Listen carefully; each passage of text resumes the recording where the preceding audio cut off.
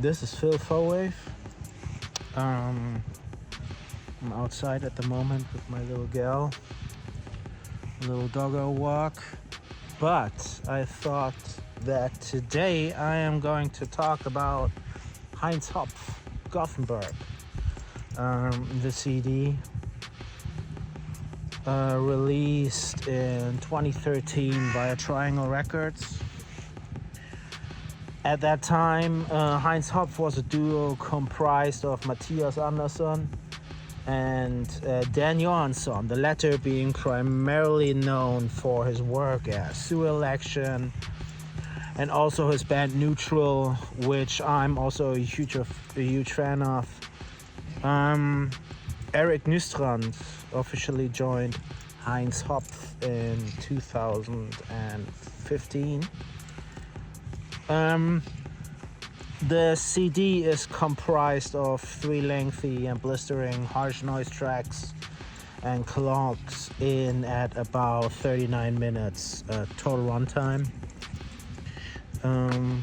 The CD comes in a 2-page digipack with some dark Xerox photography that accompanies perfectly the free, hard and hearty sound, even presenting the slogan of this release in big bold letters: pure harsh noise.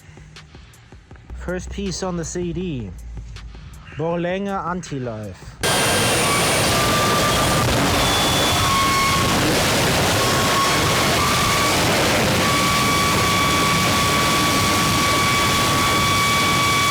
The first piece on the album presents dynamic, maximalist harsh noise that pummels the listener with restless movement and development.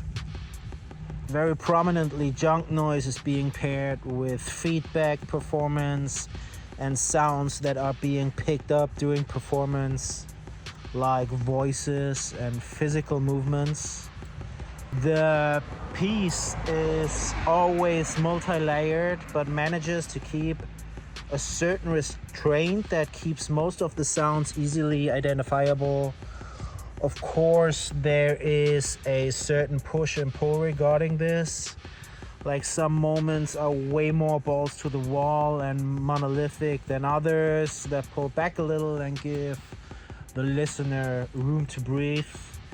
Funnily, the piece to me gives sort of a celebratory kind of feel. It never goes into dark territory much, reminiscent of a bar filled to the brim with people singing and celebrating until at some point they start dismantling the bar and throw the furniture out of the steamy windows in the last third of the piece. That's basically where full chaos breaks loose and the piece starts to feel truly physical and triumphant. What I found interesting about the mixing of the piece is that it gets a push in the mids as soon as I hit a certain volume threshold. Honestly, I can't always listen to this kind of maximalist noise in high volumes for too long, because the sheer force tends to fatigue me at some point. But this piece found me change volumes a lot and re-listen a couple of times immediately right after the track ended. Second track, We Vote Incapacitance.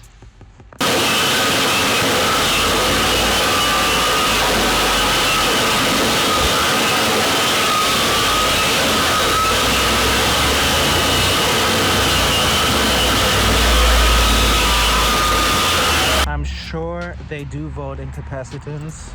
The title certainly makes sense since Heinz Hopf utilizes a similar compositional style like said band in the title does, and that it's mainly prolonged catharsis over a longer stretch of time through excessive feedback worship and by creating a feeling of elevation that never seems to stop. The piece certainly has a more everything all at once attitude and way less differentiation and dynamics than Borlänge like the first track. But there's still a lot to identify and cling on to.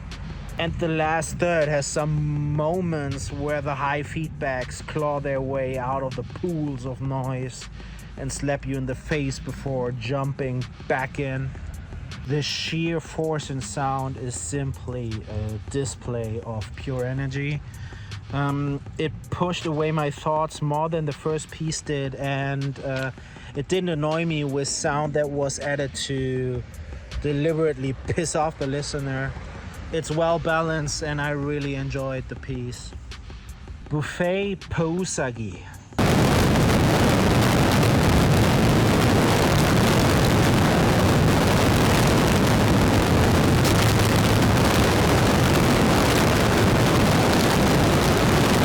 Right from the get-go, this piece feels way darker and more moody than the previous two tracks. More scooped in mix and sludgy in composition. It toys with power electronics sensibilities a little. It's certainly the most monolithic and concise piece of the three, in that there is certainly progression over the whole course, but it moves in a snail's pace, giving the listener the possibility to really marinate in the tar-like textures and thick low ends of this piece. There's selected moments where the piece shifts into some faster paced noise performances that pull the rug from underneath the listener a little, only to bring back the thick bed of fuzzy tape loop that serves as the main player of this piece. The last third brings back some junky feedback noise, which infuses some elements of the previous pieces, but it never feels as triumphant and cathartic as the two previous pieces did. In fact, the piece feels almost a little drab, a little grim in comparison, which isn't a bad thing at all.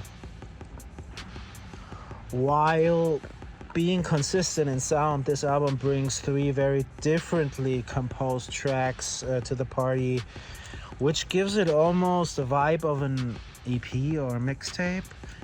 This makes the album feel very brief, in my opinion, which I both cherish and criticize at the same time.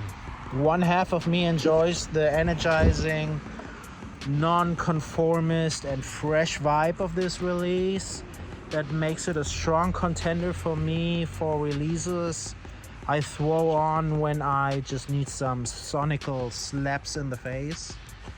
The other side of me is missing a common thread between the tracks, an element that makes this collection one whole concept.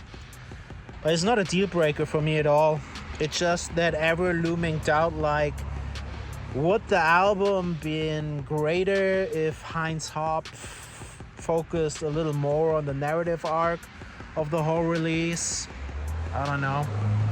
And as mentioned, I still appreciate the somewhat punk attitude towards the collection of songs and the artist to not let a greater concept get in their way of just recording some killer harsh noise and print the best moments onto CD. Thank you, Heinz Hopf, and all other people that were involved in making this great CD. And thank you, dear watcher, and see you next time.